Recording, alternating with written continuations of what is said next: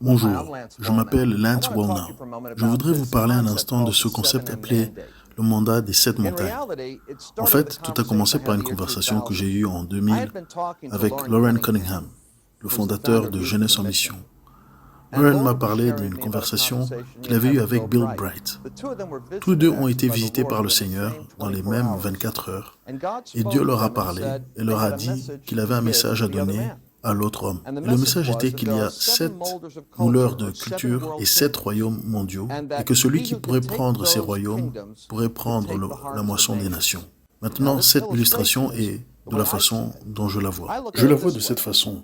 Je vois ces 7 façonneurs de culture étant comme la montagne de la religion, donc comme une métaphore de quelque chose que vous devez prendre ou à escalader. Ensuite, nous avons l'éducation, on pourrait dire, la famille. Ils ne sont pas dans un ordre particulier d'importance. Ils représentent tous des forces qui façonnent les sociétés et les nations. Le gouvernement, les médias, l'art, qui est la montagne du divertissement, et les affaires, où se trouve également la montagne de l'économie. Ces 7 champs d'influence sont très puissants, et si puissants en fait que celui qui occupe le sommet de ces montagnes peut littéralement façonner l'agenda qui forme les nations. Maintenant, pourquoi les nations sont-elles essentielles à notre conversation? Je pense que la caractéristique distinctive de 7 heures pour l'Église et que nous avons passé tellement de temps à nous concentrer sur la montagne de l'Église, qui serait cette montagne ici, que nous avons peut-être abandonné notre responsabilité envers le reste du monde que nous sommes appelés à influencer. Il est intéressant de noter que lorsque Jésus parle du royaume, c'est son premier message et c'est son dernier message pendant 40 jours. Il parle du royaume aux disciples. Je crois que le royaume est plus grand que ce que l'Église traite. Et cela devient le problème auquel nous devons faire face. Quelque part dans l'arc du temps, dans la ligne du temps, nous avons pris une décision dans le corps de Christ qui n'était peut-être pas sage. Nous avons examiné l'appel quantitatif de l'Évangile, c'est-à-dire l'appel à aller dans le monde entier et à prêcher l'Évangile. Et nous regardions la moisson d'âmes comme la question principale ou l'agenda sur lequel nous sommes concentrés. Mais voyez-vous, il y a aussi un aspect qualitatif à cela. Et la mission qualitative que nous avons est de transformer les nations. Et ce processus s'appelle faire des disciples. De quoi? Des nations. Jésus, dans la commission de Matthieu 28, dit la chose suivante. « Tout pouvoir m'a été donné. » C'est dans Matthieu chapitre 28, verset 19. Il dit « Allez donc et enseignez toutes les nations et baptisons au nom du Père, du Fils et du Saint-Esprit, leur apprenant à observer tout ce que je vous ai prescrit. » Maintenant, imaginez ceci. C'est l'aspect enseignement de la commission. Vous pourrez dire que nous devons enseigner les nations, et ceci est l'aspect prédication. Nous prêchons l'évangile comme une maison en feu. Nous comptons les âmes, nous implantons des églises, et nous donnons aux missions. Cependant, nous laissons derrière nous des nations qui sont en fait englouties par d'autres idéologies. Par exemple, prendre des nations, c'est ce qu'on a promis à Abraham.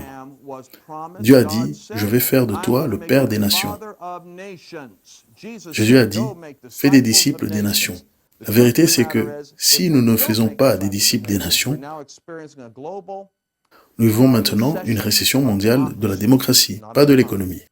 Cela signifie que la démocratie est en train d'échouer et cela devrait nous inquiéter, car lorsque les démocraties échouent, au rythme où elles échouent, cela signifie que l'économie ne va pas fonctionner dans ces nations. Et vous savez pourquoi l'économie des nations ne fonctionne pas? Des amis de l'organisation dont je fais partie, qui s'appelle Global Priorities, ont réussi à transformer des systèmes pénitentiaires de la Colombie à la Cour suprême du Guatemala, en passant par le Mexique, où ils travaillent avec le FBI local. Et ce qu'ils font, c'est qu'ils mettent des fondations bibliques sous ces montagnes. Vous voyez, si vous voulez avoir la démocratie, mon ami, cela ne se produit pas parce que vous avez une idée économique plus intelligente, contrairement à ce que beaucoup d'économistes libéraux aux États-Unis veulent nous faire croire. Vous devez réaliser que là où se trouve l'Esprit du Seigneur, il y a la liberté. Et si vous voulez voir la liberté économiquement, culturellement ou politiquement, vous devez honorer Dieu.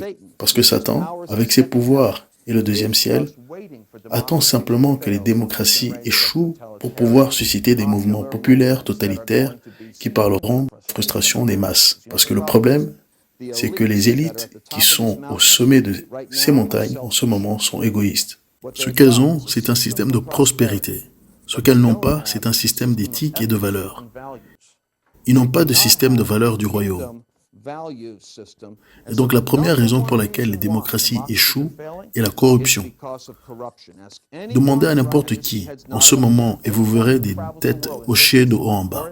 Toute personne qui voyage dans le monde, dans les affaires ou dans les ministères vous dira que le problème est la corruption. Le fondement de la prospérité des nations devra être l'enseignement de Jésus. Mais la bonne nouvelle, c'est que vous pouvez le faire secrètement ou ouvertement. Vous pouvez être, comme je dis toujours, vous pouvez en fait suivre cette chose de Jéhovah Rapha, Jéhovah Nissi, Jéhovah Sidkenu et Jéhovah Subtil. Parce que Dieu a une façon d'entrer dans les positions, les compagnies, les entreprises, les nations et les communautés avant même que le diable ne sache ce qui est entré parce que l'évangile est plus grand que juste la montagne de l'église. C'est l'évangile qui couvre la terre entière. Nous en reparlerons dans un autre contexte.